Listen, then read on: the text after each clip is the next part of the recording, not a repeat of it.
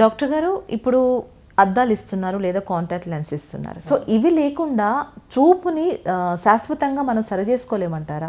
ఏమైనా సర్జరీస్ ఏమైనా అవసరం అంటారా? ఎప్పుడు అవసరం అంటారు? డెఫినెట్లీ అండి, మంచి క్వశ్చన్ అండి ఇది. చూపును కరెక్షన్ చేసుకోవటం అంటే మనం ఇప్పుడు రిఫ్రాక్టివ్ సర్జరీస్ అంటామండి, అంటే లేజర్ సర్జరీస్ అంటాము. కానీ లేజర్ సర్జరీస్ అనేది ఒక పర్టికులర్ ఏజ్ తర్వాత చేయాల్సి వస్తుంది. 18 years లోపల చేయకూడదండి. 18 years లోపల చేయకూడదు laser surgeries. At the same time power కూడా స్టేబుల్ కావాలి. స్టేబుల్ అంటే ఫర్ ఎగ్జాంపుల్ ఇప్పుడు మనకి 17 years అప్పుడు 2 పవర్ ఉందనుకోండి, -+2 పవర్ ఉందనుకోండి, అండ్ 18 years అప్పుడు పెరుగుతూ ఉంటుంది. పవర్ పెరుగుతూ ఉంటే మాత్రానికి it's not worth of doing అండి. So power should be stabilised or 18 years 19 years తర్వాత ఏజ్ ఉండాలండి.